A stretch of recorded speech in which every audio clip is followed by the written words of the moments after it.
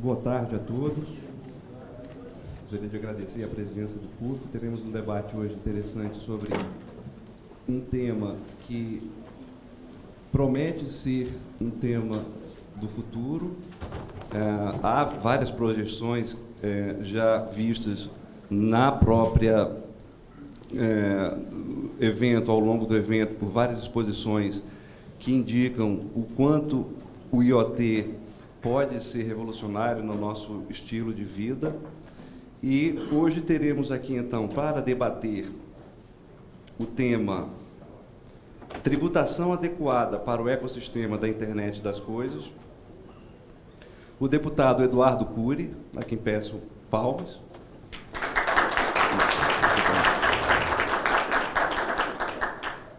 O professor André Mendes Moreira, sócio do Sacha Camon.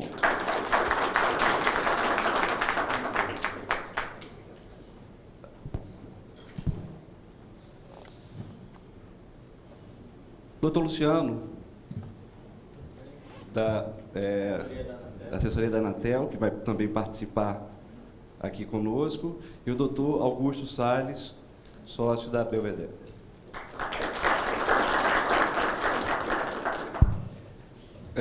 Os senhores, imaginei, deputado, 30 minutos para o senhor fazer a apresentação, até porque tem um projeto de lei que está tramitando na Câmara muito bem, do qual o senhor é o relator, e seria uma oportunidade maravilhosa para nós ouvirmos do senhor, nesses 30 minutos, sobre as ideias que motivaram, as ideias que estão projetadas com esse projeto de lei, e depois, para cada expositor na mesa, um tempo de 15 minutos para fazer exposições e refletir também sobre o que foi mencionado pelo deputado e reciprocamente.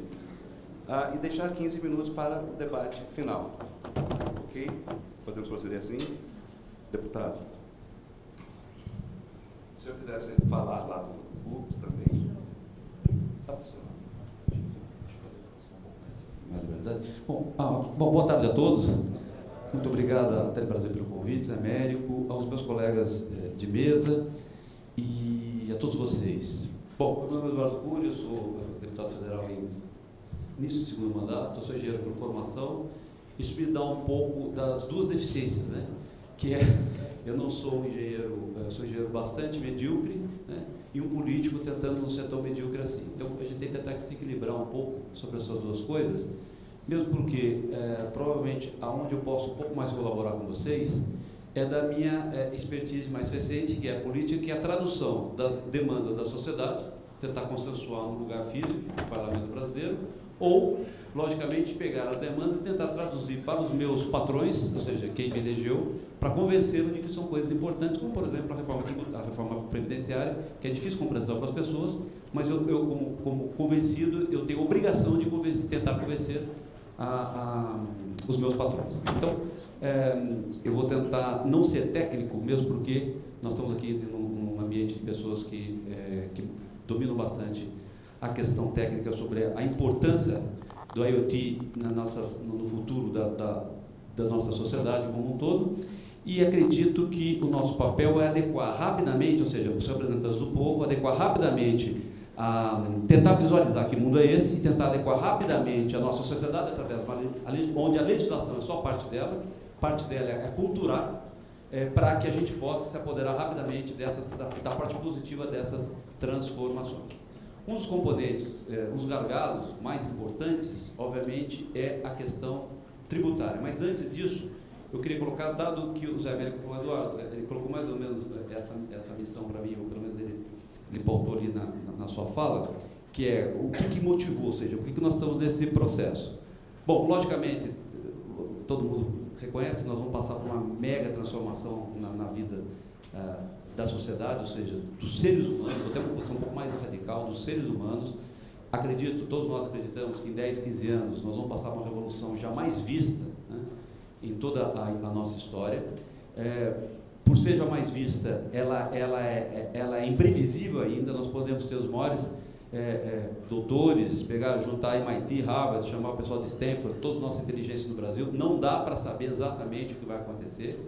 E se vocês imaginam o papel de um representante do povo que tem que adequar a legislação ou aculturar a sociedade para esse novo mundo, né? Então, um dos meus desafios no parlamento, dado que a minha atuação, eu atuo na Comissão de Ciência, Tecnologia, Telecomunicações e Informática, atuo na Relações Exteriores de Defesa. Esse ano, meu líder pediu, eu estou na CCJ, né, na Comissão de Constituição e Justiça, em parte por causa da reforma da Previdência. Eu também sou da CFT, da Conselho de Finanças e Tributação, né, e também na Previdência, me colocaram, eu estou na Previdência também, né? Então, sem contar a MP do saneamento agora que a gente acabou de terminar. Então, mas todas elas têm uma certa interligação, que é o seguinte: melhorar o ambiente competitivo e preparar o Brasil, né, antecipar o preparo do Brasil para esse mundo que está por vir. Eu reconheço que isso me motiva bastante, pessoalmente. Eu preciso estar motivado para acordar cedo, porque senão eu vou embora para casa, né? Ou seja, para mim, o setor público é missão, então eu preciso estar motivado. O fato de estar em contato com pessoas como vocês me motiva bastante, né? Eu tenho o privilégio de ter conhecido o segmento Telebrasil e todas as pessoas, toda a inteligência que gira em torno disso de alguns anos. Isso para mim é muito motivante, né? Por quê? Não só porque eu posso colaborar, mas no sentido que eu preciso de vocês para entender para que mundo nós vamos, para mim tentar ser útil no parlamento e tentar adequar, logicamente, a realidade, a nossa realidade, e facilitar a vida das pessoas.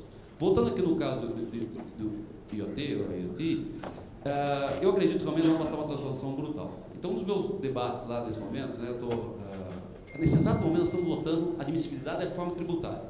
Nesse exato momento. E ela é boa para nós. Ela é boa para nós, eu vou chegar nesse ponto.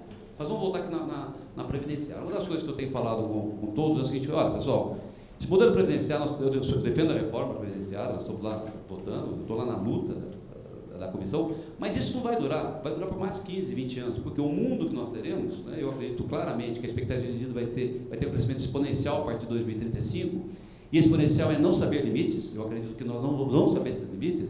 Obviamente, todos os modelos nós temos, tributário, modelo educacional, previdenciário, de saúde, vai para a lata do lixo. Você imagina.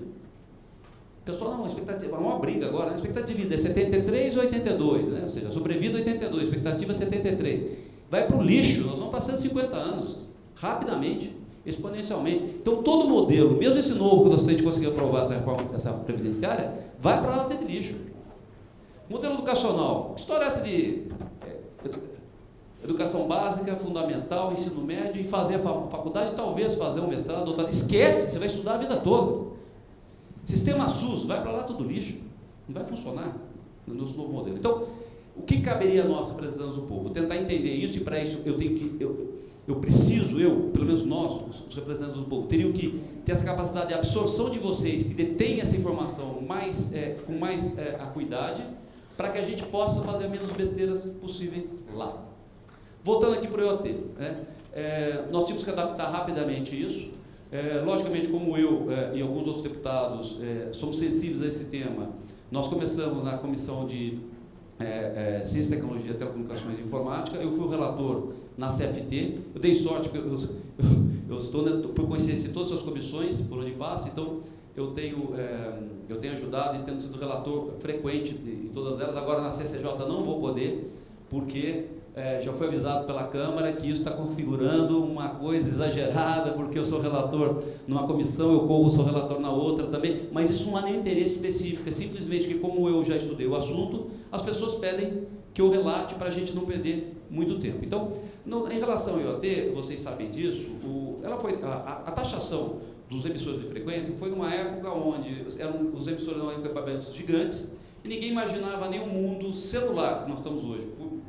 Imagine o mundo da internet das coisas. Resumindo, essas taxas hoje, em torno de R$10, um pouco mais de R$10, taxa de fiscalização, codecínio, ou seja, são taxas que foram criadas no momento e por uma questão de unidades de emissores de frequência, quando na verdade nós hoje já temos milhões e teremos talvez bilhões, né, no futuro. Então não há nenhum sentido essa taxação. Então, um dos motivos, esse projeto qual eu relatei, nós zeramos a taxa, as taxas sobre o IoT, e a questão toda, a grande dificuldade, eu vou citar esse exemplo para dizer para vocês qual o desafio, é a dificuldade de traduzirmos isso para a sociedade. Estou sendo bondoso quando digo sociedade, são os representantes da sociedade, que na verdade acho que entende, não entende nada, né?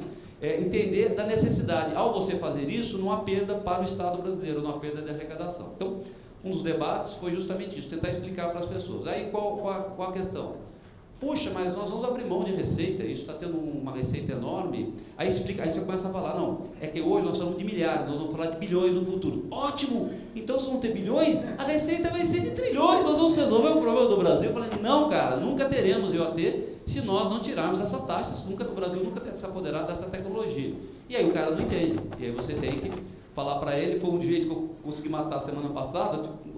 Nós tínhamos 2 deputados mais à esquerda, e bem intencionados, diz de passagem, um secretário de Fazenda, e eles, na verdade, não vamos abrir mão, né, por causa disso. Olha, não tem jeito.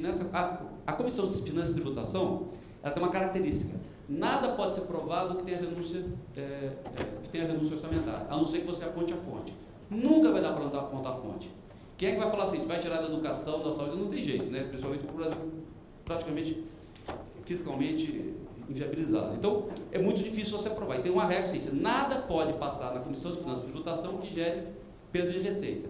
E como é que eu provo que, na verdade, hoje você tem perto de 24 milhões de reais, se não me engano, de receita em relação às taxas? Nós não estamos falando de impostos, nós estamos falando de taxas. Como é que você prova isso quando tem a renúncia? Renúncia não, você tem uma perda momentânea, né? Mas você tem um ganho fantástico nos impostos. Né? É difícil para eles. Então, o único jeito, eu falei, olha, cara, você vai ter que, não vai ter jeito. Nessa comissão, você vai ter que olhar o copo do outro jeito. Não tem jeito. Você vai ter que tentar imaginar um mundo lá na frente, que não existe hoje, para tentar visualizar esse modelo tributário. Se você tentar visualizar o modelo tributário com o mundo de hoje, você tem razão, você vai votar não ao projeto. Né? E aí, depois que eu falei isso, na verdade, eles meio constrangidos falaram assim, eu concordo, mas eu vou votar contra, porque então tiveram 2 votos contra e nós tivemos todos os votos a favor. Né? Os 2 votos, depois eles vieram falar para mim que deram esses votos constrangidos, porque eles não são pessoas preparadas, eles entenderam o que estava acontecendo, mas tinha um dogma partidário e tal, que não pode abrir mão de receita, eles queriam travar essa de receita para estados mais pobres, não tinha nada a ver, não estamos falando nada sobre isso. Mas eu quero dizer da dificuldade das pessoas compreenderem que esse novo mundo que está por vir, nós vamos ter que olhar tudo de uma forma diferente. O primeiro gargalo que nós temos hoje, logicamente, é o arcabouço legal, dentre eles a tributação. Então, o primeiro desafio foi as taxas sobre IoT, mas existe um outro gargalo que vocês pagam, nós, a sociedade acaba pagando, que é a alta tributação sobre toda a cadeia, a prestação de serviço. Ela é altamente tributada. Uma coisa, eu estou falando porque aconteceu uma coisa muito bacana ontem e hoje, que nós estamos fazendo surpreendentemente, a Câmara resolveu acelerar a reforma tributária. Tem 2 projetos circulando, tinha o do Raul, meu colega deputado do ano passado, que é bastante complexo, e tem do Bernardo Api, que é um projeto mais simples, na minha opinião, mais eficiente para esse momento. Ele simplesmente condensa todos os impostos sobre a cadeia produtiva, federais, estaduais, estaduais é o ICMS, municipais é o ISS, numa única chamada IBS. E ele, na verdade, não tira o poder dos estados e municípios em legislar sobre a tarifa, mas, na verdade, passa a ser um único imposto. Vocês imaginam a facilidade do controle dos custos tributários, dos custos de gestão tributária, de você facilitar isso? E, mais do que isso, acaba com alíquotas diferenciadas. Como, por exemplo, o que acontece hoje é o seguinte: o Estado brasileiro, maldosamente, fala, olha, eu tenho que arrecadar mais, eu não tenho coragem de colocar imposto sobre a renda. Né? Então, o que ele faz? Usa o sistema produtivo, basicamente serviços universais, telecomunicações e energia, e taxa absurdamente. Né? O setor é absurdamente taxado, chegando a 40%, 50%. Né? Vamos falar a verdade, o setor que mais pega os pobres. O setor que mais pega os pobres, porque praticamente energia quase universal e telecomunicações quase universal. Tem um residual de regiões muito pobres, miseráveis, mas é quase universal. Então você acaba tendo um sistema tributário em cima do consumo. O Brasil tem perto de, o Raul apresentou de 55, eu pedi para ele corrigir, porque na parte 20% previdenciária, não podemos esquecer que 2/3 é patronal é imposto sobre consumo. A contribuição patronal sobre as folhas de pagamento é sobre consumo, vai para o custo das empresas. Então nós temos 70% do nosso sistema tributário em cima de consumo, em cima de pobre. Ou seja, injusto socialmente, encarece os nossos produtos, torna o Brasil não competitivo. Infelizmente, nos setores oligopolizados, ou seja, no setor de comunicações, não tem jeito de você comprar um serviço celular na Itália e para ser aqui. Mas você fala, Eduardo, então pode pagar, mas não, quem está pagando é o consumidor, como é o oligopólio da Petrobras e de energia. Então, nós vamos desmontar esse sistema. A reforma tributária, com a simplificação, eu estudei bem, perguntei para a Pi ontem, ela vai dar um alento nesse setor. Não é o modelo que eu defendo, o modelo final. Eu sou um radical inimigo do imposto sobre consumo. Eu não gosto de imposto sobre consumo. Né? Os Estados Unidos é um país que cobra menos sobre consumo, só no consumo final, varia de 5% a 10%, dependendo da cidade, cidades mais caras perde 9%, mas isso dá bastante transparência. E vai sobre a renda, ou seja, o não é justo, a empresa teve lucro, paga lucro. Você teve bastante lucro, não teve lucro, não paga. Nós precisamos fazer essa migração no Brasil, mas eu reconheço, não dá para fazer do dia para a noite, porque está altamente pendurado em imposto sobre consumo, e se você fizer do dia para a noite, já não tem dinheiro para nada, né? O Brasil tá, a questão fiscal brasileira é bastante grave, você vai ter que fazer. Mas qual a vantagem do projeto do API? Você concentra todos os impostos do sistema de consumo num só, né? Dividindo estados e municípios, vai dar mais ou menos 13% para estados, 9% governo federal e 2% para os municípios. Só que 2 tem uma pegada aqui. No estadual, 1/4 é compartilhado com o município, que são mais 3. Então é basicamente 3, 9 e 9. 9 federal, 9 estadual e 5 município. O ente federativo nacional continua com os impostos sobre a renda, que é um grande equívoco também, porque países do primeiro mundo compartilham a renda, o imposto de renda. Tem imposto de renda municipal, imposto de renda estadual, em alguns países, imposto de renda estadual. Na verdade, a somatória deles é que dá o famoso, depende do país do primeiro mundo, 30, 35, 40. Agora eles têm, tem país com 50% de imposto de renda, mas toma cuidado, porque eles têm uma dedução muito grande. Né? O cara não paga 50% na veia. Então, nós temos que aproveitar esse momento e preparar o sistema tributário, também, não só IoT, como foi agora das taxas, que foi só um detalhe, mas prepararmos para não perdermos o bonde da reforma tributária, de forma a deixar esse setor bastante competitivo, mais competitivo do que ele já está. Logicamente, ele vai ser, o nível de investimento vai ser gigante, né? Pelo menos esperamos. Se o Brasil não fizer muita besteira, vai ser gigante nas próximas décadas, década e meia. E nós temos que estar preparados no sistema tributário para podermos termos eles bastante competitivos. Então, vocês têm que estar bastante atentos ao que está acontecendo no parlamento. Porque pode ter tentações de falar assim, não, tudo bem, mas esse setor aqui, eles ganham muito dinheiro. O discurso é esse, eles ganham muito dinheiro, então esse setor aqui nós vamos fazer uma alíquota especial. Aí desvirtua o modelo, que é uma alíquota única para tudo. Essa é a ideia. Tá? A não ser, logicamente, eu estou falando alíquotas com o sentido de arrecadação. Às vezes você tem alíquotas para importação, alíquotas para fazer política específica, se é alíquota de importação, ou, por exemplo, uma alíquota sobre cigarro, quando você quiser desincentivar o consumo de alguns produtos como álcool e cigarro, mas é outra coisa. Mas como arrecadatório, utilizar cadeias produtivas muito universais, como telecomunicações, energia, água, isso é uma maldade com as pessoas mais pobres. Sem contar que é ineficiente. Política pública deve ser focalizada. Então pega o dinheiro e aí você vai dar aquele dinheiro para o pobre, especificamente para ele. Não tenta fazer com a alíquota, que isso gera bastante distorção. Então, o que eu iria, na verdade, convocar vocês é ficarem bastante atentos, porque nós estamos tendo uma reforma previdenciária que, teoricamente, não pega muito a questão de você... Pega, tem uma questão. Então, vamos lá. Tem bastante coisa acontecendo lá. Você tem a tributária, com esses projetos simples, mas bastante arrojado, que é a junção dos impostos sobre cadeia produtiva num só. Né? Então, tem que ficar atento para as alíquotas não inventarem ter alíquotas absurdas ou inexequíveis para o setor. Na previdenciária tem uma pegada assim. Eles não falam, mas eu estou bastante por dentro, que era onde eu estava estudando. Estudei 4 meses da previdenciária, então era onde eu estava mais tempo. Estou ajudando bastante a equipe econômica nisso. Tem uma pegada que é o seguinte, eles não falam. O Paulo Guedes está preparando o Pulo do Gato, que eu acho fantástico, que é a substituição das contribuições. Eles não falam, mas eles estão fazendo isso. As contribuições patronais, substituição por um outro tipo de imposto, para não encarecer o emprego. Né? Porque hoje, a contribuição patronal é basicamente 20%, mas não é 20%. Chega a 100%. É que ninguém pensa. Salários acima de R$25.000, a contribuição é 100%. Por quê? A parte do empregado é 11% sobre o teto, 5.800. Só que a parte patronal não tem teto. É 20% sobre o total. Então, a sua contribuição, se você está no INSS, e se você ganha mais de R$25.000, a sua contribuição chega a 100%, ou seja, para cada R$5 que você vai se aposentar, você paga R$5.000 por mês. Isso é um absurdo. Ao retirar isso da folha de pagamento, o que acaba acontecendo? Se exonera o setor produtivo também. Veja bem, eles vão fazer uma tentativa de tirar da folha, exonerar o trabalho, exonerar o custo da empregabilidade. Obviamente vai ter um imposto. Eles estão falando em alguma coisa do imposto financeiro, ou seja, um CPMF da vida, né? Eu não gosto do CPMF, mas em substituição a outros impostos, acho que vale a pena a gente estudar. Mas em substituição, não como foi no passado para cobrir o déficit do governo. Então, tem coisas acontecendo na qual o setor de telecomunicações pode se tornar muito mais competitivo. E com isso nós fazemos o quê? Né? Acelera bastante a ampliação e, logicamente, a penetração das camadas mais pobres. Porque se nós não fizermos isso, o que vai acontecendo? Que foi a lógica anterior. Olha, o setor é fácil de taxar, são poucas empresas, você coloca a alíquota bastante alta, é uma forma do governo, de forma barata, para a máquina arrecadatória arrecadar bastante. Você fala, não, Eduardo, mas eu estou obrigado a pagar. É óbvio, você encarece 50% o custo do serviço, a base da pirâmide não tem acesso. Um chip de pré-pago de R$50 poderia custar 25.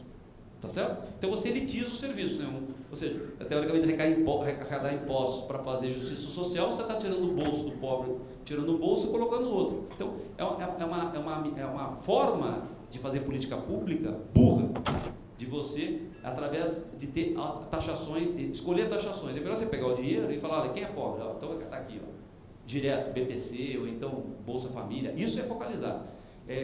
Você colocar através de tributos, você torna a nossa indústria, eu falo toda ela, bastante não competitiva e, logicamente, retarda a implantação. O Brasil tem escala, 210 milhões de brasileiros, uma renda baixa, mas nós temos escala. Então, nós poderíamos estar mais arrojados em novas tecnologias se nós barateássemos. E o grande custo, na minha opinião, dado que da porta para dentro, não é só com o setor de vocês, não, o setor industrial também. Da porta para dentro, o Brasil é bastante competitivo. O agronegócio é bastante competitivo. Por que o Brasil é líder mundial em agronegócio? Um dos motivos, sabe por que não? É baixamente taxado. Taxação é baixa. E é um elogio que eu estou fazendo. Eu não falo alto, porque senão a Receita vai querer taxar os caras. E sabe por que a taxação é baixa? Porque estão longe dos centros urbanos. Longe dos centros urbanos. Se você vai para o centro urbano, você tem porto, corrupção e burocracia. Né? Imprensa mais atuante, MP mais atuante, licenças de meio ambientais, eles estão lá mais distantes. Não chegou ainda neles, ou seja, tem uma boa informalidade, o nível de taxação é mais baixo. Esse é um dos motivos. Se você colocar no agronegócio o nível de taxação que tem por telecomunicações, não seria esse sucesso todo. Então, da porteira para dentro, nós somos muito bons. Para fora, estradas horríveis, né? Ou seja, sistema logístico horrível. Vai chegando nos portos, aumenta a burocracia, o custo dos nossos portos é altíssimo, sem contar corrupção, ineficiência e tal, mas o agronegócio está meio blindado. Né? Por quê? Porque houve historicamente, não, vamos taxar a indústria, vamos taxar a indústria, vamos taxar... porque tinha muitas empresas bem estruturadas, multinacionais, não, esses caras podem pagar. E o sistema tributário desvirtuou para colocar uma carga muito grande nesses setores mais organizados. A formalidade ficou na informalidade, né? Ou seja, ela continuou com grande elisão fiscal, paga pouco imposto porque está na informalidade. Então, o nosso sistema tributário é bastante injusto. Essa simplificação que está sendo vista, na minha opinião, é bastante positiva. Você retirar a carga tributária sobre o salário e dar uma organizada nos impostos sobre cadeia produtiva, vai tornar o Brasil bastante mais eficiente. Eu sei que o planejamento de vocês é feito independente disso. O que muda, na minha opinião, para vocês é a escala. Se a gente vai uma baixa taxação, a escala pode ser gigantesca, muito maior e com uma velocidade de implantação no Brasil maior ainda. Aí todos aqueles benefícios que a gente vê, que nós visualizamos, que é ter um sistema de saúde inovador, um sistema previdenciário inovador, porque a expectativa de vida das pessoas vai subir bastante, com a capacidade dos processamentos passando a capacidade do cérebro, provavelmente em 2035, 2040, tudo isso vai fazer com que o Brasil acelere a entrada nesse processo. Nós vamos entrar de qualquer jeito, porque está tudo conectado pelo mundo, mas as pessoas vão demandar dos políticos, das empresas, que ela tenha acesso àqueles benefícios, ou seja, como foi ter um bom celular, né? Ou seja, você imagina no passado, a velocidade que chegaria, por exemplo, um Apple Phone aqui no Brasil, né? Provavelmente depois de 10 anos. Agora, 3, 4 meses está chegando. Então, por quê? Porque as pessoas estão conectadas. Eu não aceito meia boca. Eu quero uma coisa, porque eu estou vendo aqui na internet, eu estou vendo, as pessoas viajam e acaba acontecendo isso. Então, Eduardo, se a gente não fizer, vai acontecer do mesmo jeito? Vai acontecer. A questão é a velocidade que as pessoas mais pobres vão se apoderar disso. Classe média e média alta vai pagar caro. Eu vi lá fora, eu quero ter o 5G e pago um pouco mais caro. Tudo bem. Mas isso não vai se apoderar das pessoas mais simples. Então, esse é o nosso desafio, Zé Américo. Nós falamos sobre o povo. rapidamente tentar detectar para onde vai e adaptarmos rapidamente a legislação para essa realidade. Agora, vou dizer da parte de vocês. Vocês têm uma missão também. Vocês precisam municiar os seus representantes com dados, argumentos, para que a gente possa acelerar esse processo. Porque o nosso sistema de voto, só para finalizar, o nosso sistema de voto é uma tragédia, é o voto proporcional. É isso que as pessoas não compreendem às vezes. O presidente Bolsonaro agora, eu fui eleito com milhões de votos, a minha agenda e tal, mas o parlamento nem foi eleito com milhões de votos.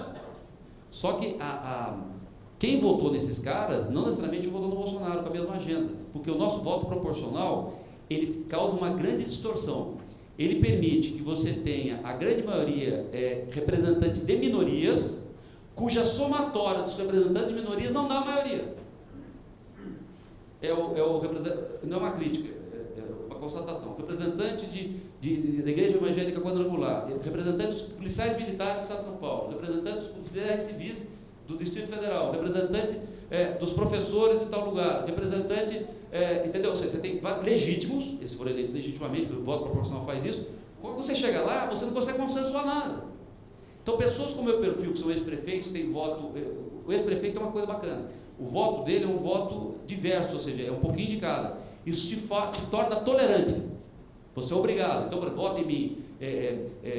Gays, conservadores, liberais, evangélicos, católicos. Porque ele fala, o Eduardo não é o maior defensor da minha igreja. Só que é o seguinte, se eu levar um argumento para ele, ele vai defender. Você está entendendo um pouco? Qual que é a questão do nosso voto? Não tem voto distrital misto ou distrital. Você tem a grande maioria dos representantes de parte da sociedade. Só que a somatória não dá a maioria da sociedade. A maioria da sociedade não está representada no parlamento.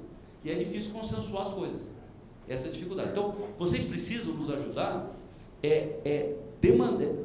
fornecendo o maior número de informações possível. Falar, cara, não, por exemplo concreto, não vai ter IoT, não vai ter 5G no Brasil, enquanto não mudar essa legislação. Não, mas eu tenho que arrecadar um pouco, vocês são muito ricos, eu sou do estado pobre e tal. Cara, você não está entendendo. Não vai ter. Porque a escala disso é gigante. Né? E uma das coisas que eu peguei, esqueci de contar isso para você, Gustavo. Eu peguei um deputado e falei para ele, olha, fez mais ou menos assim, cara, daqui a um tempo você vai lá no seu estado, o teu filho vai ser o prefeito, o governador, o teu neto vai ser o prefeito e o teu filho é o governador. E aí o teu filho vai chamar o teu neto e falar assim, vem aqui que você me trouxe aquela demanda, por que na nossa cidade não tem internet das coisas? E eu já estou chamando as empresas aqui, estão vindo à tarde, vem aqui, que eles vão dizer para nós por que não está instalando a internet das coisas. Eu falo, olha, o governador, o senhor pediu, nós vamos colocar aqui sim, na rua aqui, vou colocar um sensor aqui nesse poste, um sensor no carro e um sensor do outro lado. Né? Tá bom. E aí vai funcionar? Não, a chance, o carro tem umas 50% de chance de bater, né? O poste tem umas 50% de chance de não funcionar. Porque eu não quero isso. Não, é porque é o seguinte, o senhor tem uma taxa de R$10, eu preciso colocar milhões de sensores aqui nessa rua e não é possível.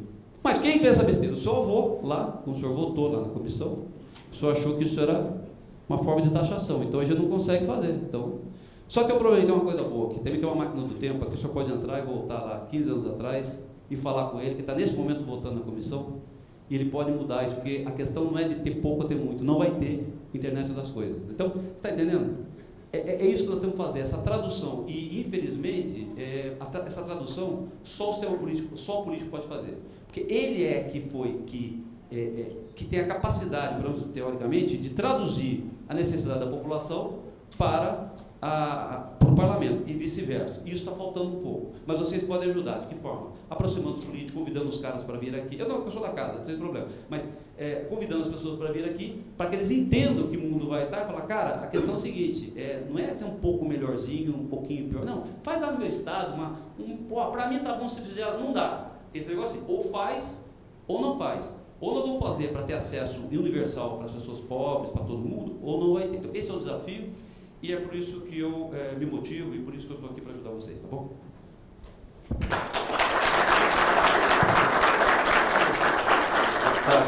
Excelente apresentação. Queria fazer algumas observações. Primeiro, te dar um duplo parabéns. Primeiro, para você ter uma gama tão ampla de eleitores, é porque suas propostas são justas. Não, um pouquinho de cada, né? E pela visão que o senhor teve aqui, inclusive, motivou a gente alterar o nome do painel para adequação da tributação do ecossistema da internet das coisas, porque o que se está querendo, na verdade, não é um benefício fiscal para a internet das coisas. É que a internet das coisas tenha uma tributação adequada para que possa existir. A tributação que incide sobre telecomunicações, ela tem uma visão de conexão entre pessoas. E conexão entre pessoas gera uma receita que, eventualmente, por mais caro que seja essa tributação, por mais inviabilizante que ela seja, ela é viável. Matematicamente, você vai lá e é viável. Na justificação do senhor, o senhor prova matematicamente que é inviável para o IoT, porque as receitas geradas pela conexão entre coisas não é suficiente para pagar tributos que são nominais, como é o Fistel e outros assemelhados ao Fistel. Então, essa visão de que é necessário tributar adequadamente o ecossistema da internet das coisas não é a mesma coisa, apesar de estar dentro da plataforma de telecomunicações, é uma outra realidade que precisa ter essa visão para que aconteça. Quero lhe dar uma notícia positiva, que o setor já está, como é que se diz, produzindo esse material que o senhor precisa. Acreditamos que, no máximo, ei, Cláudia, no máximo isso aí a gente está rapidamente com o senhor. A nossa visão, e a gente já teve aqui algumas apresentações onde se mostra que a penetração de cada ponto percentual da internet das coisas gera um crescimento de PIB. Eu vi uma estimativa de 0,17 e vi uma outra estimativa de 0,95. Em qualquer dessas duas estimativas, significaria dizer que você ter uma redução da carga tributária do IoT, que hoje não gera nenhuma receita tributária porque é residual. Gerando esse aumento no PIB, o que vai gerar, vai ter um superávit de receita tributária, no final das contas. Isso é uma coisa interessante para a receita, e o senhor comentou também de investimento. O investimento em IoT é rápido, porque o IoT não é um investimento feito por só telecomunicações. O agronegócio vai querer investir em IoT. É um investimento transversal. Todas as forças da sociedade vão investir em IoT simultaneamente. Então, ele tem chance de ter essa penetração grande dentro da economia e gerar esses efeitos que podem realmente fazer com que a economia cresça e volte com tributos para... Então, parabéns por essa iniciativa. O senhor comentou aqui das reformas tributárias. A proposta do senhor complementa de forma magnífica, porque essas propostas tributárias que o senhor comentou aqui, nenhuma delas versa sobre os fundos setoriais. Então, os fundos setoriais, inclusive, é uma preocupação nossa aqui sobre essa questão, porque estão ficando à latre dessas discussões das reformas tributárias. Esses fundos setoriais são altamente regressivos, como o senhor comentou aqui. O senhor disse, talvez não pegue tanto pobre. Só para o senhor ter noção, 78% da nossa base imóvel é pré-pago.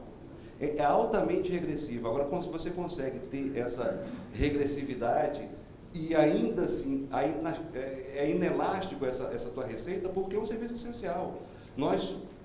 O setor de telecomunicação, de energia e de combustível são os maiores pagadores de impostos em todos os estados, porque é essencial. Mas essa forma de taxar o essencial, porque você não tem como fugir dele, certo? Para ter receita tributária, não é talvez a melhor forma da gente fazer justiça social até. E dentro dessa linha do ecossistema da internet das coisas, o doutor Luciano, quando a gente está falando aqui de tributação sobre a internet das coisas, mas a tributação é um aspecto dentro desse ecossistema, é um ecossistema.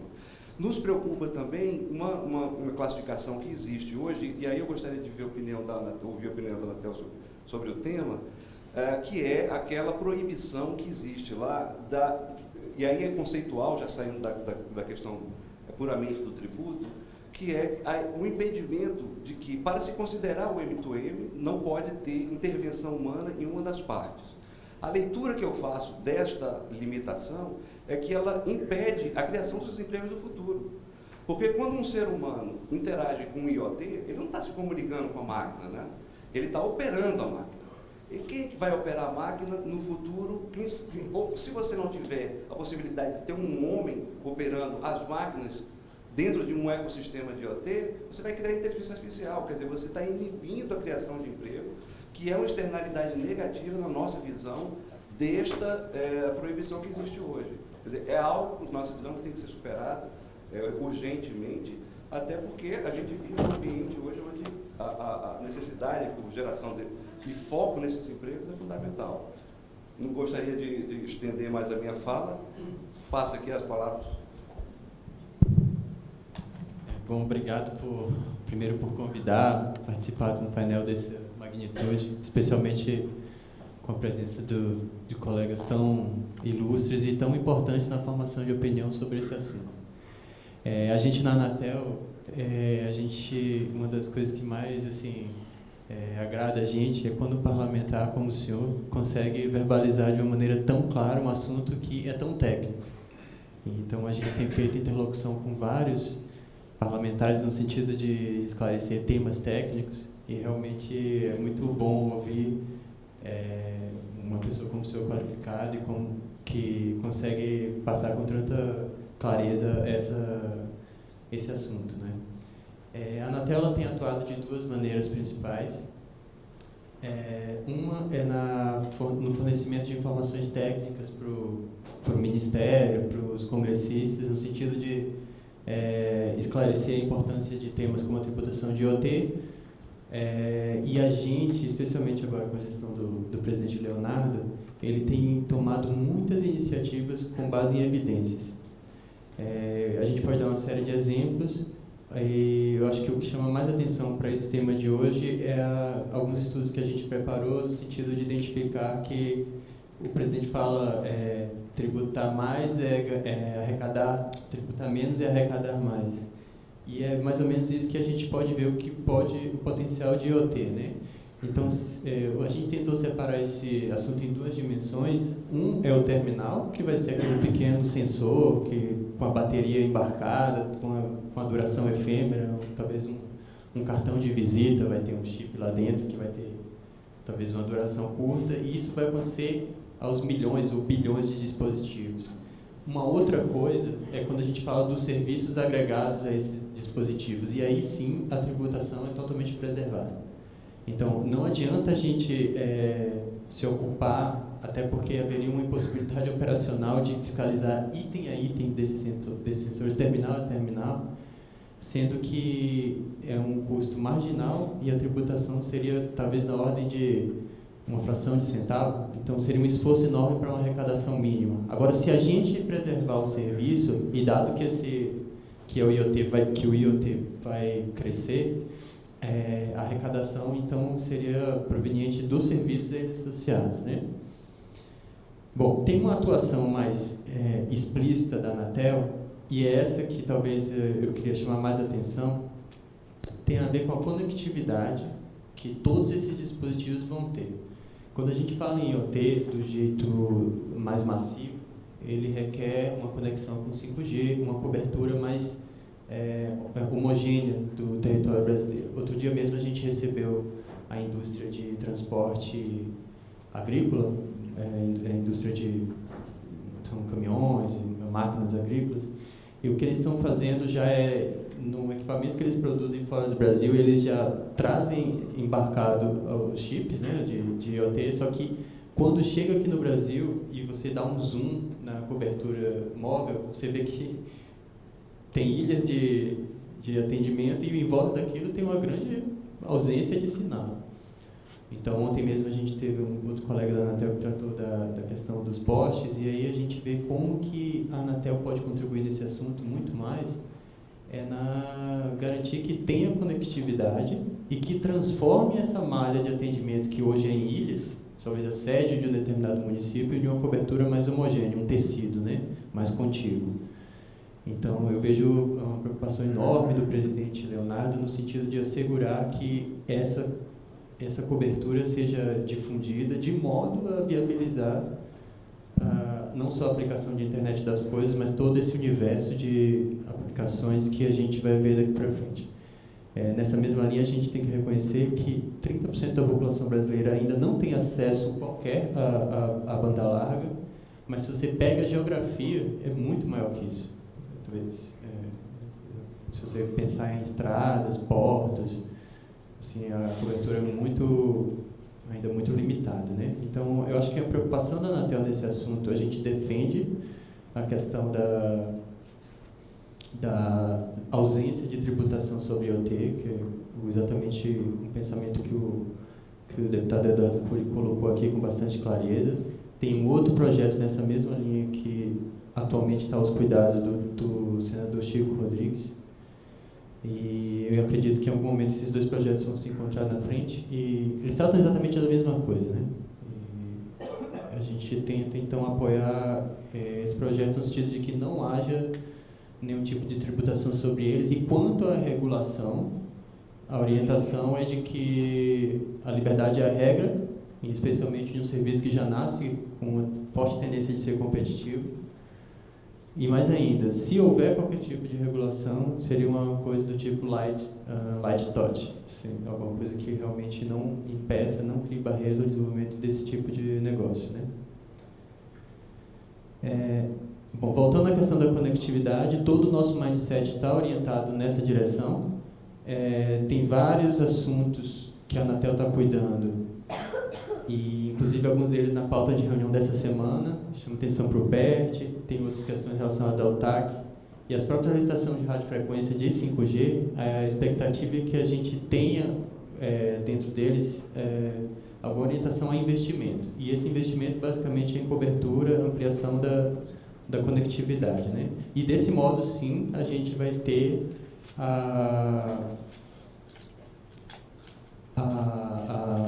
assim, a plenitude dos benefícios de IoT difundido no Brasil. Então, só queria contextualizar isso, acabando meus minutos. E agora, voltando à questão da interface, eu sempre pensei, eu já estou nesse setor há 16 anos, e eu sempre pensei alguma coisa de... eu acho que regular tecnologia, a gente tem que ter assim, muito cuidado. Não é como regular um setor elétrico que está aí do mesmo jeito há algumas décadas. Eu acho que quando a gente fala em tecnologia, a gente tem que sempre se pautar na questão de neutralidade tecnológica, essa questão de interface humana.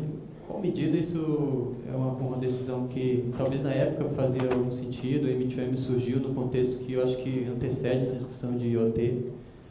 Mas, assim, eu acho que tudo que está sendo construído de um certo momento para cá, relacionado a essas novas tecnologias, a gente está tentando ser o mais neutro possível. E se precisar fazer algum ajuste no plano regulatório sobre essa questão de interface, certamente isso está nas agendas regulatórias sobre os cuidados da Anatel. Eu vou para aqui, acho que no debate a gente pode continuar. Obrigado.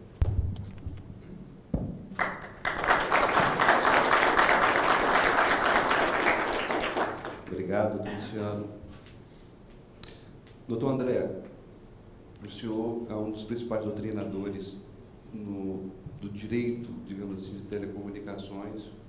E o que o senhor nos tem aí, como é que o senhor avalia a questão do IoT? Qual é a sua visão aí sobre o que nós temos para o futuro, em termos de desafios que são necessários aí superar? Enfim, do ponto de vista aí da ANAC. Obrigado, José Américo. Boa tarde a todos. Quero inicialmente registrar a minha satisfação de estar aqui em mais um painel Telebrasil, parabenizar efusivamente o nosso deputado, o nosso representante da Anatel, que já compreenderam e deixaram isso muito claro, a relevância da questão tributária para o desenvolvimento da internet das coisas no nosso país. Eu gostaria de, aproveitando algumas colocações que foram feitas, tecer alguns comentários. Primeiro, sobre o papel do legislativo, que é o que está sendo feito aqui conjuntamente com o executivo.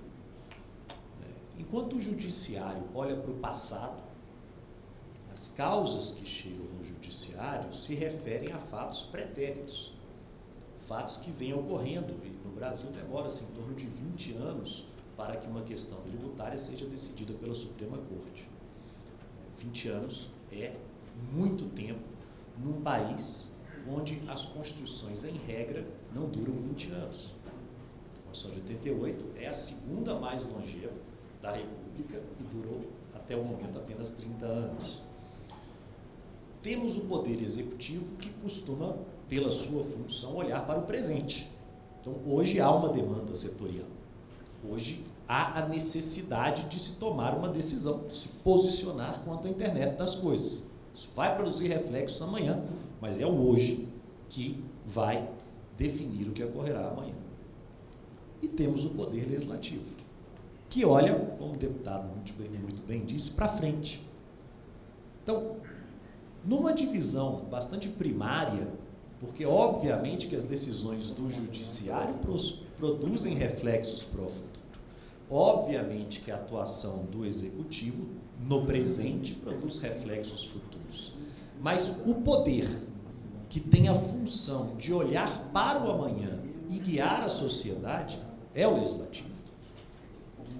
E dentro dessa função, que é grave, porque é o poder que mais consegue direcionar o rumo da sociedade, eu gostaria de fazer poucas ponderações sobre a reforma tributária proposta e as questões do setor de telecomunicações. Qual é o grande problema do setor de telecomunicações hoje? É um acrônimo de 4 letras, ICMS. Esse é o grande problema. Porque a carga tributária desse imposto, que é calculado por dentro, então, na prática, as alíquotas giram em torno de 30%, em alguns estados da federação superam os 40%, porque é calculado por dentro, é retirado do preço, acaba tornando esse imposto altamente regressivo, punindo, obviamente, os que têm menos capacidade contributiva, mas também o desenvolvimento do setor. O preço de um plano de dados ilimitado nos Estados Unidos, com qualidade extraordinária, é infinitamente menor do que no Brasil, permitindo que a população lá tenha acesso a mais serviços fornecidos pela internet. Agora, eu preciso de uma reforma tributária para resolver isso? Não. Porque a Constituição atual já diz que o ICMS tem que ser seletivo quando houver diferenciação de alíquotas. Então, o que eu preciso hoje, porque o Congresso Nacional, quando a Assembleia Constituinte, já exerceu o seu papel. Já disse que, se for diferenciar a alíquota no ICMS, serviço essencial tem que ter alíquota baixa. Isso está escrito na Constituição, é textual. Então, o Parlamento já fez o seu papel lá atrás, em 88. Só que o que ocorre? Pela necessidade de caixa, os estados elevaram a alíquota, como o Zé Américo bem disse, sobre telecomunicações, energia elétrica e combustíveis, contrariando frontalmente o enunciado da Constituição de 88.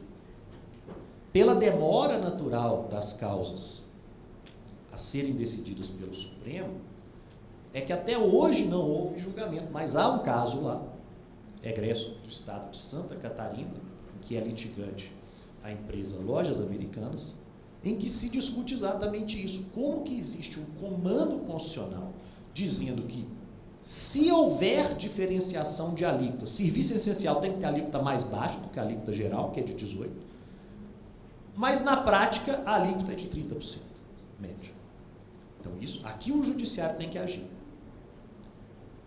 Qual é a questão da reforma tributária para pontuar? É que, ao substituir IPI, ISS, ICMS, PIS/COFINS pelo Imposto sobre Bens e Serviços, essa substituição, ao contrário da proposta da reforma previdenciária, muito bem colocada pelo deputado, ela não é a troca de um pelo outro. Ela, na verdade, tem um período de transição de 10 anos, no qual o IBS vai conviver com todos esses outros tributos. Em 10 anos, no Brasil, a chance do IBS provisório virar definitivo por emenda constitucional não é baixa. Esse é o problema. Porque, veja, qual é a situação hoje? Nós temos um comando constitucional expresso, o enunciado é textual, dizendo, se houver diferença de alíquota do ICMS, serviço essencial tem que ter alíquota mais baixa. E o Estado faz exatamente o contrário.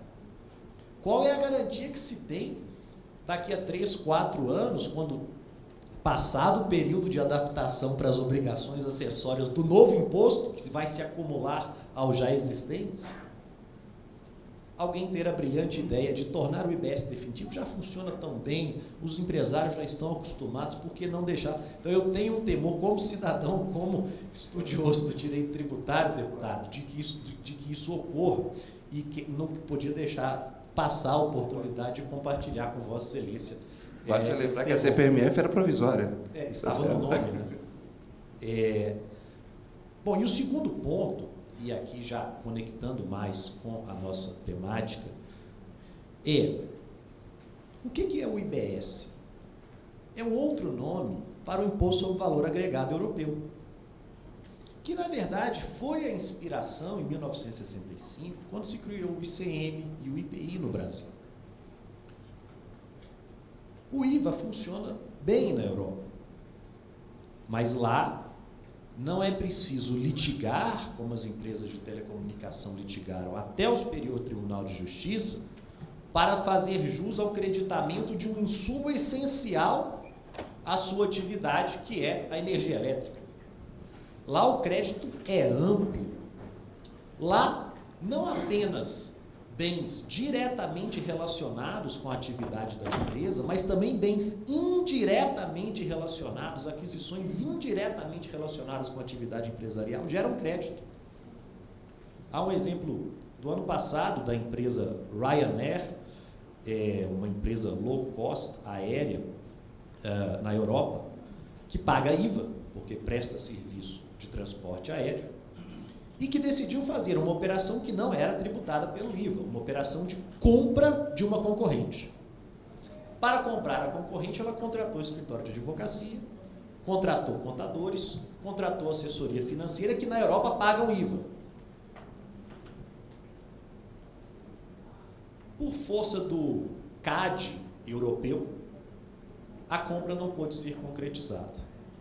O que fez a Ryanair se creditou do IVA incidente na contratação do advogado, do contador, que foi feita não para prestar serviço aéreo, que é tributado pelo IVA, que foi feita para comprar uma concorrente, uma compra que não seria tributada e que não se concretizou.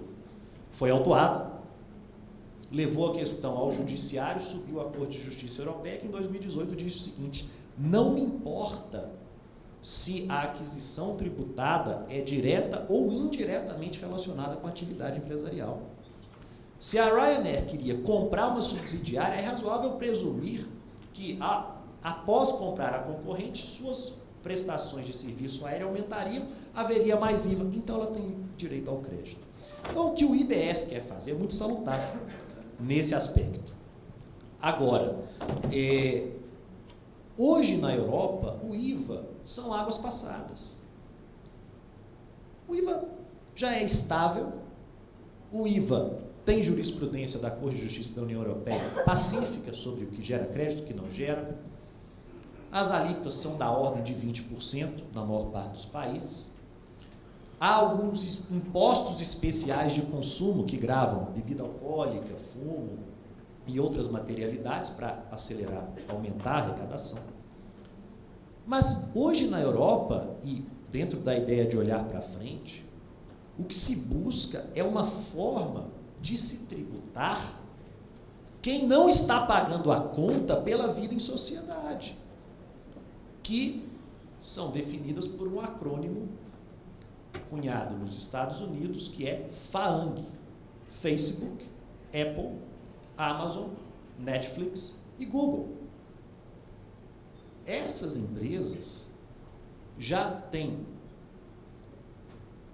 há muito tempo, utilizado a estrutura de telecomunicações fornecida pelos países e suas respectivas empresas, tendo lucros estratosféricos, consolidados em paraísos fiscais, muitos deles até em países de primeiro mundo, sem pagar imposto. E ainda que o ideal seja a migração da matriz tributária do consumo para a renda, não me parece que na sociedade do século XXI tributar a renda seja algo possível.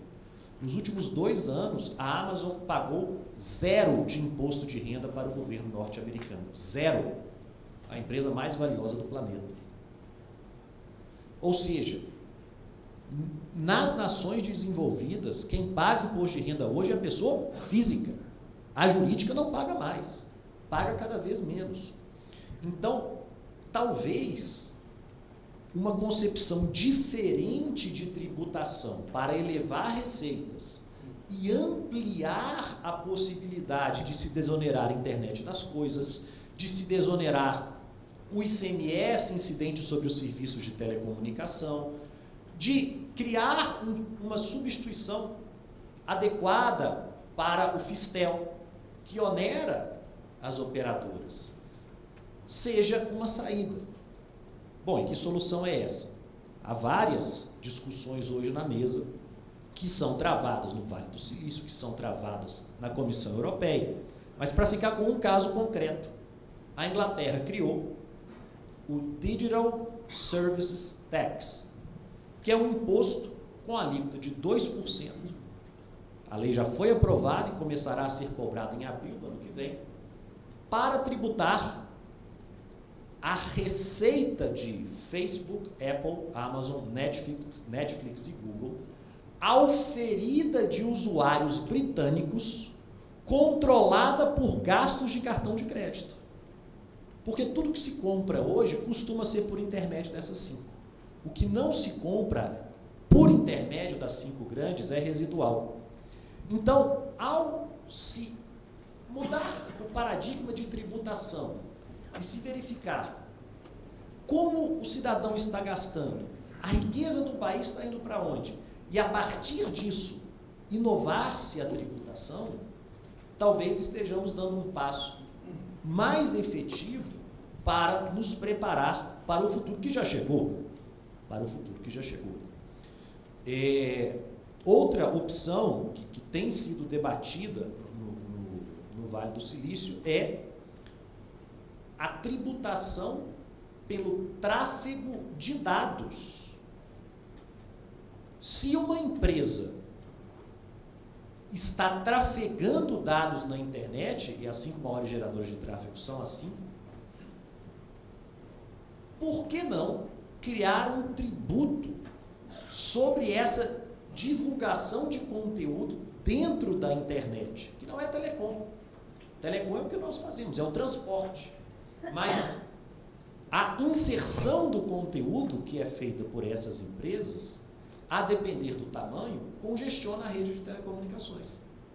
E com isso pode-se reduzir o Fistel, pode-se mostrar ao Supremo Tribunal Federal que, se o Supremo julgar a causa que já está madura e abaixar o ICMS das teles, o país não vai quebrar, porque alguém vai pagar a conta.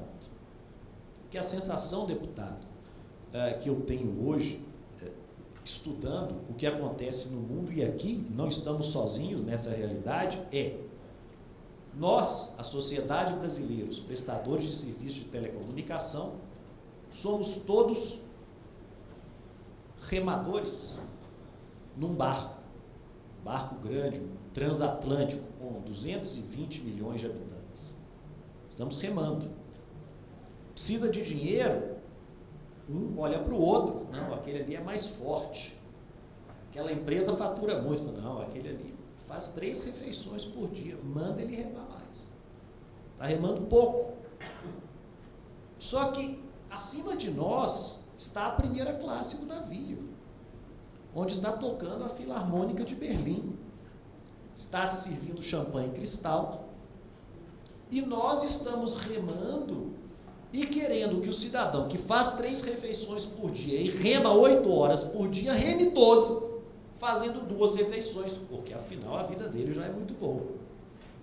Então são essas as minhas preocupações que eu gostaria de trazer nesse seleto ambiente, e mais uma vez parabenizar tanto o nosso deputado como o nosso representante da Anatel pela visão que tem do setor e da nossa sociedade. Muito obrigado.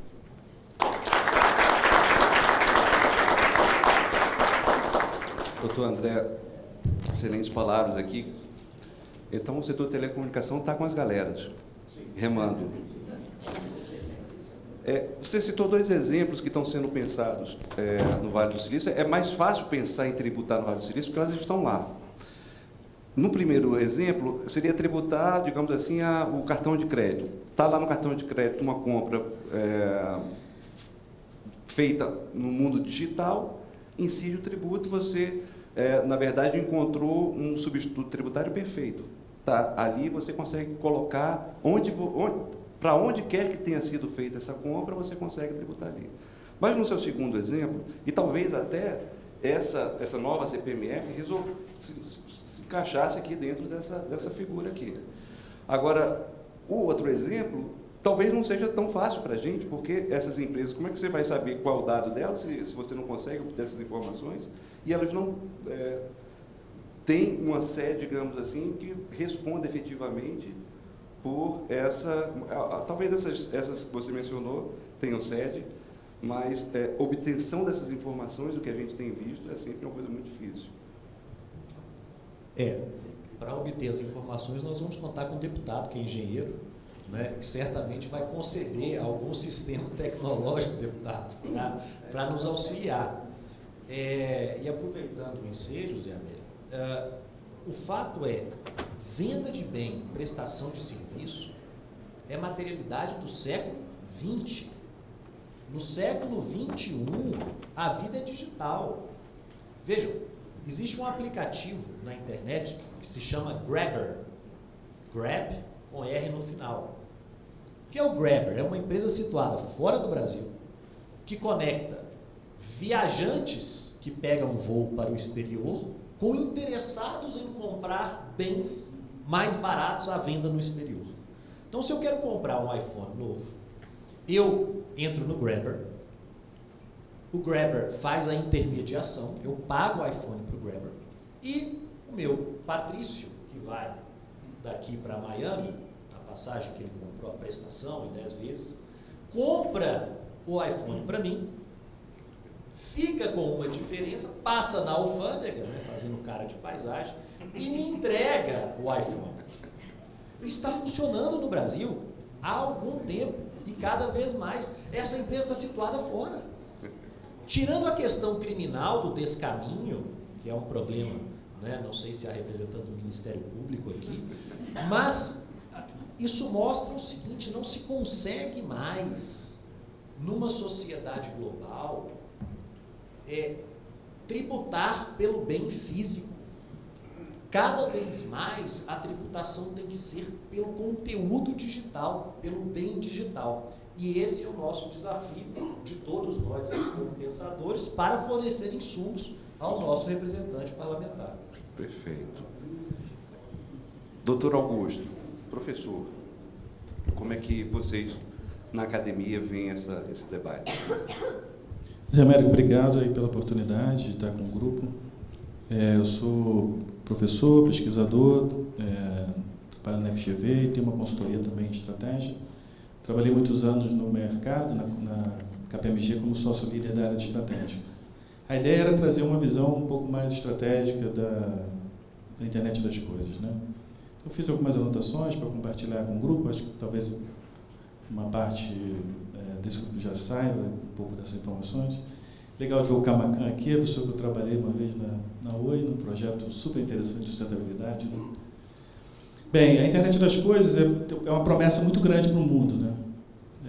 Em termos numéricos, assim, estima-se que até 2005 ela possa injetar na economia mundial em torno de 4 trilhões de dólares, né? Um estudo foi feito aí pelo BNDES também para entender como é que seria esse impacto no Brasil. E o interessante é que, apesar o número mundial ele é preciso, e fala que é em torno de 4,1 trilhão, né? No Brasil, então, eu acho que até por ter o seu país com uma natureza volátil, de que, né, ambíguo, a gente tem ali uma faixa que vai de 50 bilhões de dólares até 200 bilhões. Uma faixa ampla, né? A gente está falando de 50 a 75, de 50 a 100. E o 50 seria o caso conservador, né? A estimativa conservadora, e 200 bilhões de dólares, bilhões de dólares o mais otimista. Né? Agora, para você chegar no otimista, né, nesses 200, tem todo um caminho a ser percorrido, que passa também por esse caminho da liberação aí, né, das amarras tributárias. Pegando o carona na coisa que você falou do Grabber, né, que é um aplicativo super interessante, ele faz muito sucesso nas economias que têm uma alta carga tributária.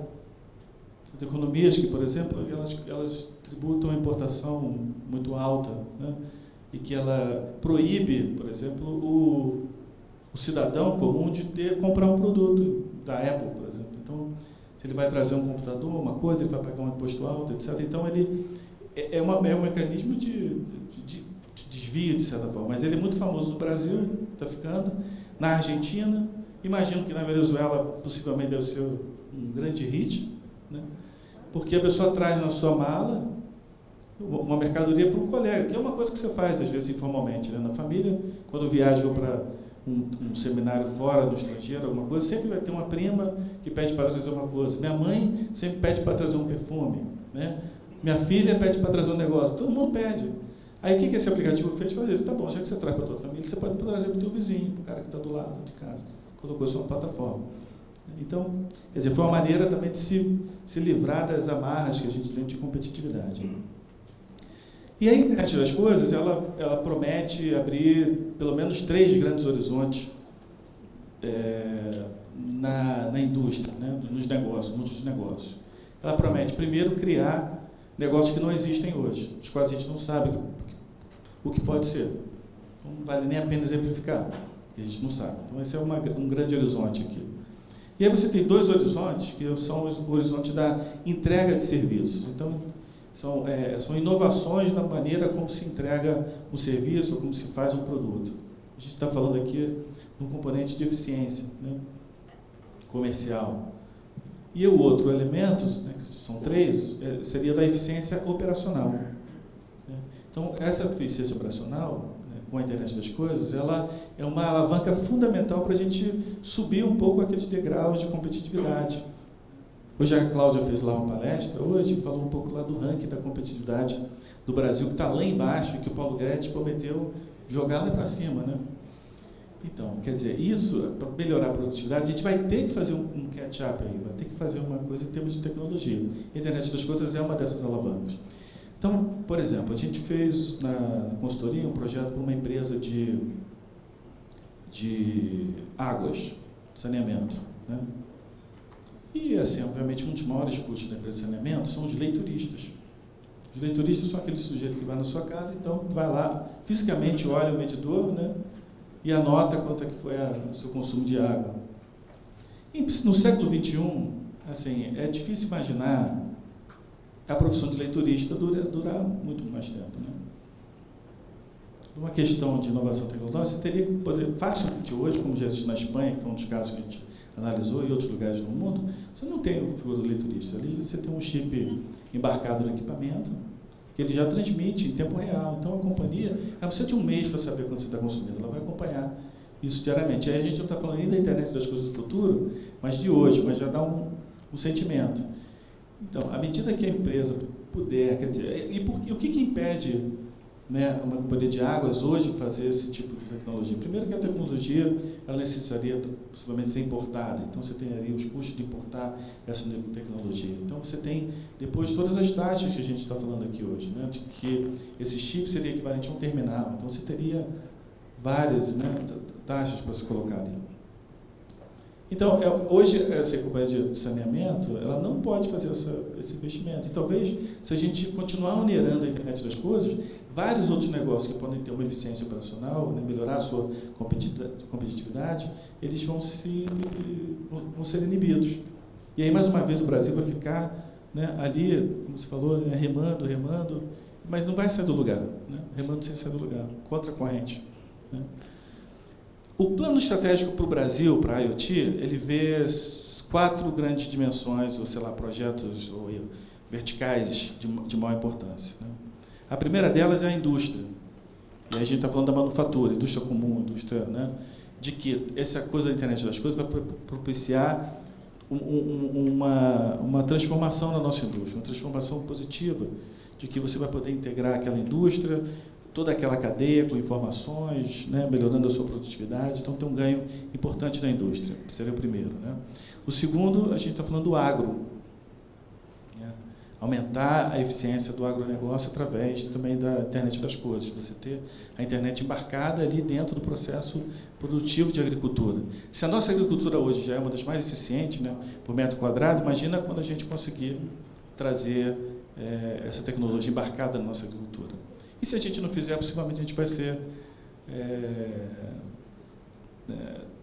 ultrapassado por algum outro país. Né? A terceira são as cidades. Né? As cidades são as metrópoles, né? E hoje o Brasil é um país basicamente urbano, é um dos maiores beneficiados também da internet das coisas. Você vai ter, né, vários elementos das cidades ali melhorando a vida, o bem-estar, a vida das pessoas, a questão de segurança pública. Então, nas cidades tem um universo incrível de internet das coisas que pode ser explorado. O quarto é saúde. Então, você acompanha em tempo real a sua saúde através da internet das coisas. Posso dar um exemplo aqui, talvez escatológico, mas que, obviamente, no futuro próximo pode vir a acontecer, é de, por exemplo, as suas fezes serem examinadas em tempo real, à medida que você faz as suas necessidades orgânicas no banheiro, e dali tirar, por exemplo, medidas de como está a sua saúde, como está o seu colesterol, como se você tem evacuação do sangue, se você precisa melhorar uma coisa em tempo real, alimentar um sistema que acompanha a sua saúde, como outros sistemas vão acompanhar, como tem já hoje no iPhone, alguns, né? Então, isso tudo faz parte desse universo novo da internet das coisas, né? E são novos horizontes que se abrem, até esses mais escatológicos. Na indústria, a gente falou de melhoria, aumento da complexidade da nossa indústria, né, da sua sofisticação, a gente fala da produtividade, de processos, da integração da cadeia e também da sustentabilidade. Né? Você melhorar a sustentabilidade das empresas à medida que você monitora, né, como ela polui, como ela trata os seus resíduos, etc. Até para o próprio poder ali regulador é importante. Né? No agro, o uso eficiente dos recursos naturais é o grande destaque. É uma transformação do maquinário, dos equipamentos utilizados. Tem um termo que eles utilizam, muito interessante, eles falam da precisão biológica.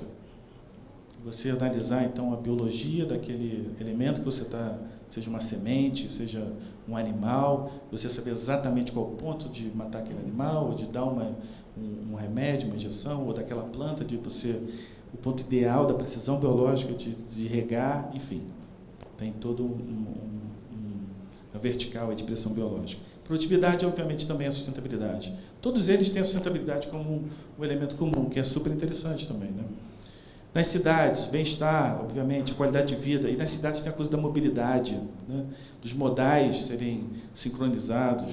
Né? Alguém falou hoje de sincronizar os sinais do trânsito, que seria uma coisa tão simples de se fazer e que traria uma economia enorme e um ganho de produtividade no PIB incrível. Então, segurança pública, você poder acompanhar, né, através da internet das coisas, tudo o que acontece na cidade.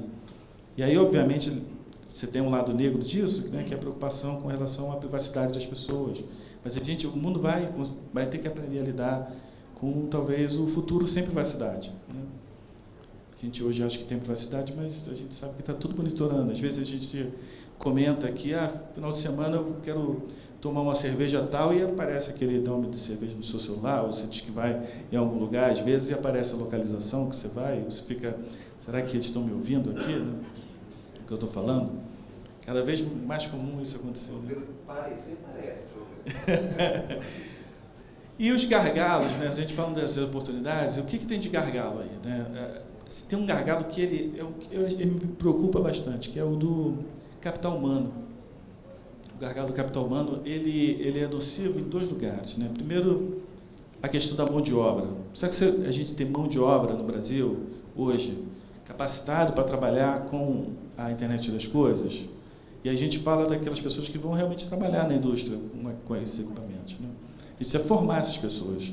A universidade, ela precisa estar discutindo esses temas.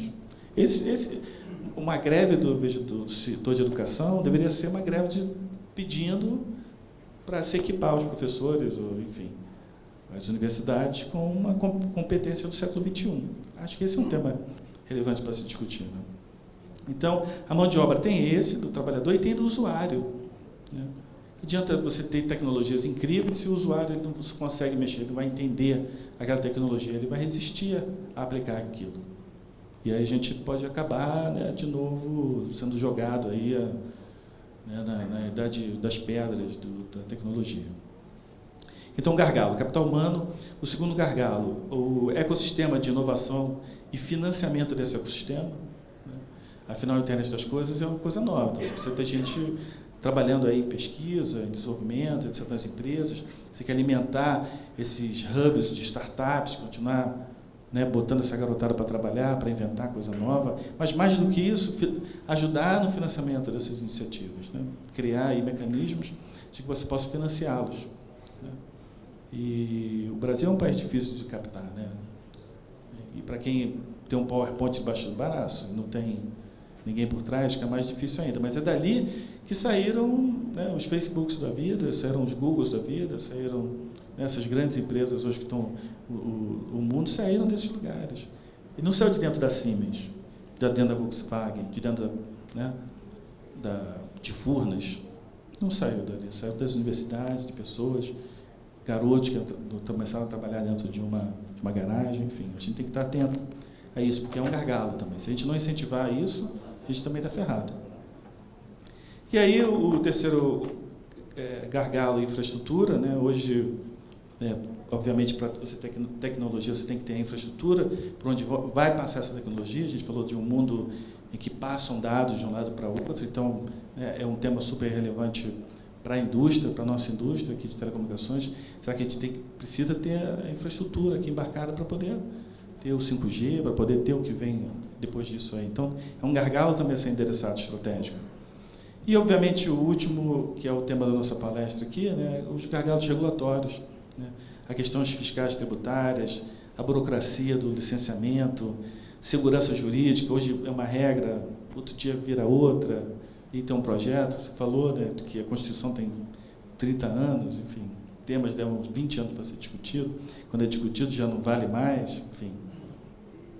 E o tema novo, que é da questão regulatória da privacidade. Hoje você tem a lei aí sendo discutida, né, em relação, né, à privacidade das pessoas, seus dados. Então, um tema a ser endereçado que pode ser um gargalo também. Para concluir, a internet das coisas ela tem um mundo de oportunidades que se apresentam, mas a gente tem um dever de casa muito grande para ser resolvido, né? E aí eu fico super contente e saio daqui jubilante ver o deputado falando com tanta energia, né? É difícil ver, quase saltitando ali, né? Falando. Eu gostei muito. Se eu pudesse votar no senhor, eu sou do Rio de Janeiro, não teria como, mas teria o meu voto. Pelo menos assim, né, no discurso está muito lindo, gostei de ver. E trabalhando em várias, né, comissões, isso também é muito importante, né? Meu pai falava para mim que se eu quero uma coisa bem feita, dá para alguém que está ocupado. Porque se der para o cara que não está fazendo nada, o cara que não está fazendo nada tem uma razão porque ele não está fazendo nada, né?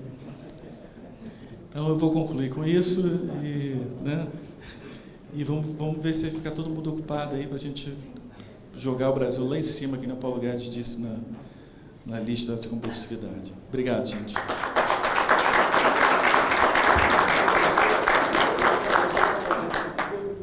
Professor, realmente essa questão de saber o que é o futuro, o que vai vir dessa tecnologia toda, é muito difícil a gente imaginar todas as aplicações que serão possíveis. Agora, dá para saber que virão isso aí. Então, é importante que as possibilidades estejam abertas para que sejam alcançadas. Senhores, nós temos ainda 10 minutos para encerrar nossa sessão aqui, e aí eu gostaria de abrir para perguntas de vocês. Doutor Hélio. Hélio Bamp, da Febratel e também da Radiante Engenharia. Deputado Eduardo Cury, parabéns pela sua visão. E dentro daquilo que o doutor André falou, em que há necessidade, virar uma página sobre a tributação, e como nós estamos com um sistema tributário lá do início do século XX, como é que nós poderíamos embarcar, acho que não nessa situação de atualização da reforma tributária, que é para poder tentar botar na página do século XXI, mas dar o passo seguinte, no sentido de fazer com que a tributação ela tenha consistência, porque nós temos aí uma simetria do gasto público e da arrecadação, e essa simetria vai aumentar mais o déficit em função de que, basicamente, que o tripé que existe da tributação no sistema brasileiro é em cima de telecom, que é altamente regulado e controlado, a parte de combustíveis, né, e também a parte de bebidas, né. Então isso aí já pega uma boa parte da arrecadação de todo o sistema público. E a gente sabe que vai mudar, vai ter uma revolução no combustível, por exemplo, então são fontes renováveis de energia, locais. O carro daqui a 10 anos vai ser movido a hidrogênio, entende? Que o custo vai ser irrisório, né? Então, a tributação vai cair ao longo do tempo, né? Na questão de telecom, né, o meio digital, né, das coisas, fazer com que haja toda uma revolução nisso. Então, a queda da arrecadação, em função da atualização, da transformação digital da sociedade como um todo, vai diminuir. E todo mundo tem que fazer reforma tributária e tem que reinventar. E como, então, fazer esse equilíbrio, né? Além de emagrecer a máquina pública, mas também ver a fonte de receita que vai se revolucionar ao longo do tempo. Bom, agradecer a pergunta do Hélio. Primeiro, agradecer também aos colegas aqui pelo enriquecedor debate. E está mais ou menos no que o André acabou de dizer, e por que incrível que pareça, eu não discordo dele, eu concordo de 100%. Quando eu estava falando aqui sobre daqui a 15 anos, é que eu tive que tentar dar para vocês um pouco do panorama dos próximos 15. E, na minha opinião, depois disso, a única saída é o que o André acabou abordando. É que eu acho difícil, nesse atual manicômio tributário que nós temos, fazer a mudança para o 4.0. Eu, basicamente, é o seguinte, eu acredito no mundo 4.0, ou seja, nossa educação, nós estamos 2.0, existe uma corrente hoje tentando levar a educação brasileira para 3.0, eu não perderia tempo, eu ia direto para 4.0. Esse modelo de sala de aula, isso aí tudo. Eu não tenho paciência mais de 5 dias por semana entrar numa sala de aula e ver um professor. Você imagina minhas filhas com 15 anos. Eu rasgaria. O Brasil perdeu o bonde da história da educação 3.0. Nós estamos atrasados em relação ao primeiro mundo. Eu não perderia tempo, eu iria direto para 4.0. Quando eu falei aqui sistema de saúde, sistema SUS, o sistema previdenciário e o sistema tributário, eu falei aqui, porque na minha cabeça é exatamente isso que o André abordou. Esse tema aqui é para a economia do século passado. É que nós temos que fazer uma transição.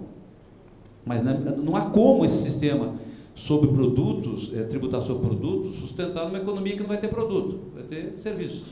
E serviços baseados no Burundi, prestando serviços na Rússia. Então, você vai ter que ter formas mais inteligentes para fazer, que, na minha opinião, o único jeito é o fluxo de dinheiro.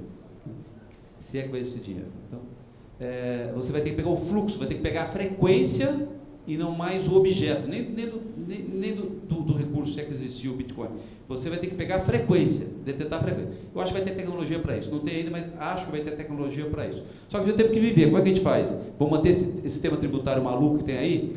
Então, o que permite a gente fazer a transição, respondendo a tua pergunta, o que permite a gente fazer a transição é simplificar e condensar, coloca tudo num só, porque aí você mata um só. Hoje você vai ter que matar vários, né? Qual o problema também, só dar um gargalo político para vocês? Por que é difícil fazer? A reforma previdenciária, ela é difícil, eu estava agora no almoço com pessoas que estão, 50 entidades para a favor da reforma previdenciária, chamaram alguns deputados para ajudar a montar esse mapa para a gente ir. E eu falei para eles o seguinte, a previdenciária é um equívoco achar que fazer reunião, vir aqui bater em porta de deputado, você está no gabinete dele, vou convencer o deputado, cara, esquece isso, você tem que convencer o eleitor do deputado. Na previdenciária, porque na previdenciária cada um faz sua conta em casa. A tributária, ninguém vai participar, nenhum cidadão, não vai mobilizar ninguém, não vai ter ninguém com faixa, não existe isso. O que é? Qual o gargalo da tributária? O pacto federativo. Por quê? Você tem um grande gargalo. O imposto mais tóxico, indigente, que é o ICMS, é o que sustenta o terror dos governadores, os 3 P's: presídio, professor e polícia. 3 atividades essenciais do Estado que não podem deixar de ser prestadas. Então, a única saída desse imbróglio é você, na transição, você garantir aos estados que vai dar para eles os impostos bons, se é que existe imposto bom, mas o imposto mais justo e não o imposto tóxico, como o ICMS. Então, o que os estados fizeram? Na Constituição de 88, que na minha opinião a raiz de todo o problema é a CF de 88, eu vou te abordar aqui, o que ela fez? Jogou um grande encargo de serviços para estados e municípios e ficou paizão.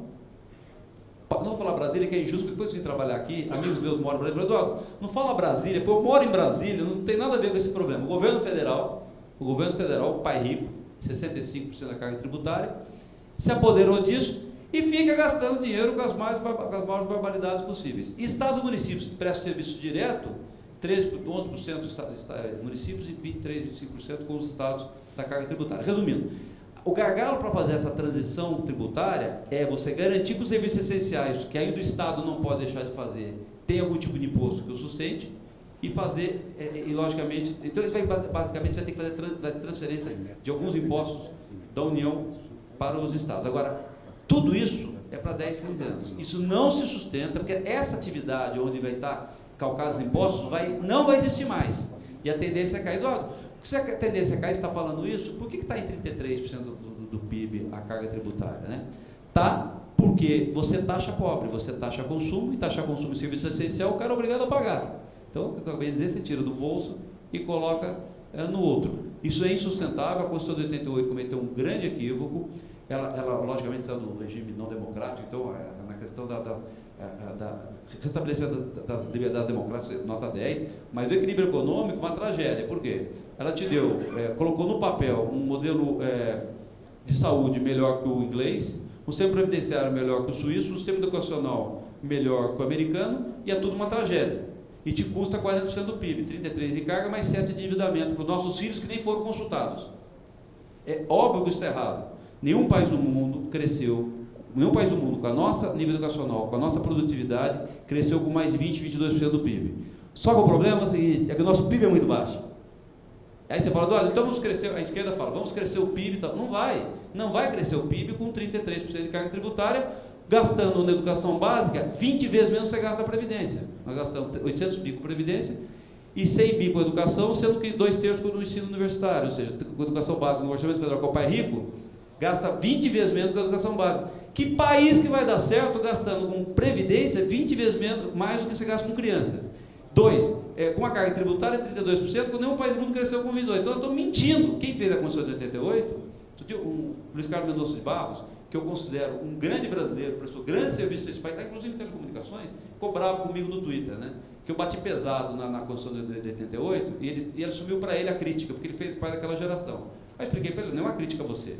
Né? Agora, a necessidade de humildade de quem fez a Constituição de 88 vem a público e falou assim, nós erramos. E o único cara que fez até hoje foi Antônio Brito, ex-governador, porta-voz do Tancredo, não me engano, foi isso, né? Ele veio a público e falou assim, foi um grande erro a Constituição de 88. Hoje eu ouço meus colegas do meu partido, dessa geração, que falam assim, fizemos caca. Mas eu quero que vocês venham a público para falar que fizeram caca, porque é insustentável esse modelo. Então, está entendendo o real que nós estamos? Então, nós temos que enfrentar essa migração. Eu acho que com a Previdência, a melhor é a tributária, que vai liberar o Brasil. Só que você, como no espaço fiscal, vai ter que fazer a previdenciária primeiro, dar uma folga, e com ponto 30 ter um pouco de folga, para fazer a transição, fazer a tributária, aí sim vão vir com as outras reformas. Tá? Agora, o modelo tributário do mundo é o que o André acabou de abordar, que é o que eu acredito. Senhores, em razão do tempo, a gente está com o tempo estourado, e não, deputado, o senhor falou muito bem. Eu vou aqui parabenizar aos senhores da mesa. Tivemos aqui 1h30 intensos de debate e falas importantes sobre o tema. Gostaria de parabenizar especialmente o senhor, deputado, pela iniciativa, pela visão que o senhor tem, uma visão que vai ajudar muito o país a se desenvolver. E, bom, senhores, é isso. Chegamos, então, ao fim da nossa sessão.